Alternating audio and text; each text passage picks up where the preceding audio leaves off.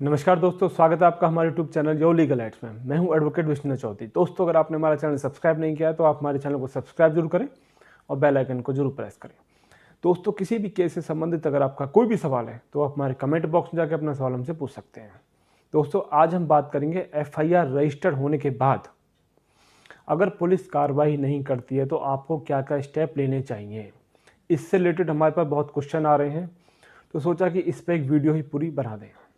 और दोस्तों, ये बहुत ज़रूरी भी है क्योंकि उससे संबंधित हम मुकदमे भी बहुत देखते हैं कि पुलिस कार्रवाई नहीं करती है तो हमें क्या करना चाहिए। दोस्तों, सबसे पहले एक देखो कि एक FIR है, ये FIR रजिस्टर्ड हो गई, उसके बाद इसमें कोई गिरफ्तारी नहीं होती है। तो आप स्टेप बाय स्टेप चलते हैं। स्टेप बहुत सारे हैं लेकिन मैं आपको बताता रहूँगा जो मेन स्टेप लिए जा सकते हैं कि पुलिस कार्रवाई करे, उन मुलजिमों को गिरफ्तार करे। और पुलिस FIR रजिस्टर्ड होने के बाद किन किन ग्राउंड पे किन किन टाइम पीरियड के बाद उसको ख़त्म कर सकती है। दोस्तों, जैसे FIR रजिस्टर्ड हो गई, उसके बाद मुलजिमों को गिरफ्तारी नहीं हो रही है, तो पहले तो आप काम कर सकते हैं कि जो उनके सीनियर अधिकारी यानी SP कमिश्नर के यहाँ एक गिरफ्तारी से संबंधित एप्लीकेशन मूव कर दें। अगर आप जाते हो तो आपको इस तरह की रिसीविंग ज़रूर मिलेगी वहाँ पे, वो रिसीविंग आपको लेके आनी है। अगर आप रिसीविंग लेके नहीं आते, स्पीड पोस्ट करते हैं, जो पोस्टल रिसिप्ट होती है वो आपको अपने पास रखनी है। अगर वो समझ लीजिए कि आप इसको स्पीड पोस्ट करा के आए हैं तो मैं उससे संबंधित भी दिखा देता हूँ आपको कि जिस तरह आप उसमें अपने रिकॉर्ड के लिए मेंटेन कर सकते हैं। मान लीजिए आपने ये एप्लीकेशन स्पीड पोस्ट कर दी है तो उसकी इस तरह की रिसीप्ट मिलेगी आपको, उसको इसके साथ स्टेबल कर दें कि आपने एप्लीकेशन इस तारीख को वहाँ पे पोस्ट की थी। ये आपका रिकॉर्ड बन गया, क्योंकि बिना रिकॉर्ड के कोई भी अधिकारी काम नहीं करता है। सबसे पहला काम जो है कि आप जो SP है या DSP है उसको गिरफ्तारी से संबंधित एप्लीकेशन दें कि जी हमारा एक पुराना मुकदमा कटा हुआ जिसकी FIR नंबर ये है, अपराधी खुलेआम घूम रहे हैं, आए दिन धमकी दे रहे हैं, उनको गिरफ्तार किया जाए। उसके बाद नहीं कार्रवाई होती है तो आप कमिश्नर चले जाओ। कमिश्नर साहब के पास गिरफ्तारी से संबंधित ही आपको एप्लीकेशन देनी है कि भाई ये FIR कटी हुई है, हमने SP साहब की भी लगाई है और अब तक कोई कार्रवाई नहीं हुई। ये तो हो गया आपका एप्लीकेशन देने का प्रोसेस। अब आ जाते हैं कोर्ट के प्रोसेस पे कि गिरफ्तारी नहीं हो रही है FIR कटने के बाद। दोस्तों, फिर लगाते हैं हम कोर्ट के अंदर स्टेटस एप्लीकेशन। इसी FIR पे हमने ये स्टेटस एप्लीकेशन मूव करी, ये 2 पेज का रिप्लाई आया पुलिस का। इसमें डेट देखिए, ये 5/9/2020। इस में जो लास्ट में तो वो डिटेल है, मैं लास्ट की 3-4 लाइन पढ़ के आपको बताता हूँ कि पुलिस ने इस पर क्या रिपोर्ट दी जो कार्रवाई नहीं कर रही है। इसमें लिखा जाता है कि पुलिस कंट्रोल रूम को फ़ोन करने पर मौका पर मुलाजिम जो पहुंचा उसका नाम बिजली से शॉर्ट सर्किट होने की वजह से मोटरसाइकिल फ्रिज इन्वर्टर जलने पाए जाने पर इतने DD नंबर जमानत हुई थी, जानकारी प्राप्त हुई थी, थोड़ा इसमें वो है। और जो मुद्दई है उसका नाम लिखा हुआ है। उसने इसमें क्या लिखते हैं ये कि अपने बचाव में दबाव बनाने के लिए यह मुकदमा दर्ज कराया गया था।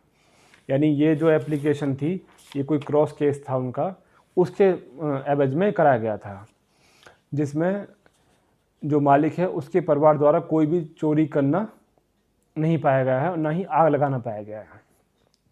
अतः इसमें अखराज रिपोर्ट पेश है, यानी कैंसिलेशन रिपोर्ट पेश है। दोस्तों, अगर इसको पुलिस FIR को कैंसिल कर देती है तो फिर एक प्रोटेस्ट पिटीशन फाइल करने का राइट है कोर्ट के अंदर इस FIR के एवज में।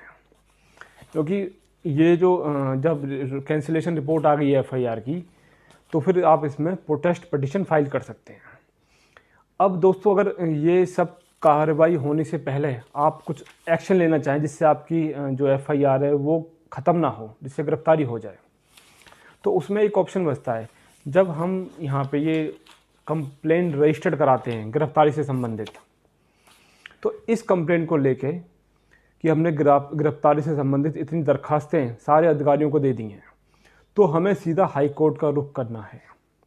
स्टेटस एप्लीकेशन भी लगानी है साथ में। ये सारे दस्तावेज इकट्ठे करके हमें सीधा हाई कोर्ट का रुख करना है और वहाँ पर रिट फाइल करनी है। अगर हमारे मुकदमे में जान है, वो झूठा नहीं है और पुलिस उनको दबाने की कोशिश कर रही है, उनको बचा रही है, तो फिर हमारे पास एक ही ऑप्शन बचता है कि हमें हाई कोर्ट जाना है। इन एप्लीकेशनों के साथ जो हमने प्रेजेंटेशन दी है, इनका रिकॉर्ड तैयार करके कि हमने कमिश्नर साहब से भी कहा, डीएसपी साहब से भी कहा, कोर्ट के माध्यम से स्टेटस रिपोर्ट भी मंगाई और रिजल्ट ये है, तो सीधा हाई कोर्ट इसमें संज्ञान लेगा तत्काल प्रभाव से और सीधा एसपी और डीएसपी और एसएचओ को नोटिस इशू कर देगा। जब हाई कोर्ट से कोई नोटिस महकमे के पास आता है तो इनको ऊपर तक जवाब देना पड़ता है और हाई कोर्ट के सामने इनकी कोई पेश नहीं चलती है। अगर मुकदमे में दम है, अगर आपका मुकदमा जेन्युइन है, कुछ चीज़ हुई है, तो हाई कोर्ट तुरंत इनको आदेश देगा कि इतने दिन के अंदर गिरफ्तारी इसमें चाहिए। ज़मीन खोद के लाओ या आसमान फाड़ के लाओ, मुलजिम चाहिए। अगर नहीं पकड़ पाते हो तो पीओ की कार्रवाई करो।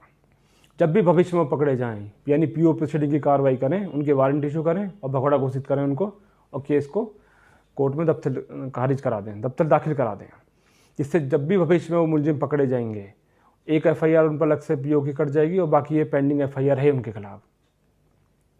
वरना इससे बचने के लिए वो इसी को उड़ा देंगे और पीओ की कार्रवाई नहीं करते। अगर मुलजिम भाग जाते हैं तो पीओ की कार्रवाई जब हो जाती है तो उस 174 की आईपीसी के अंदर भगोड़े होने की, तो भविष्य में जब भी वो मुलजिम हमें मिलेंगे पुलिस को, तो पहले तो भगोड़े होने की एफआईआर में अंदर जाएंगे, उसके बाद इस केस के अंदर वो अटैच हो जाएंगे। आशा करते हैं दोस्तों हमारे द्वारा दी गई जानकारी आपके काम आएगी। फिर एक नई जानकारी के साथ आपसे दोबारा मुलाकात होगी। तब तक के लिए नमस्कार, धन्यवाद।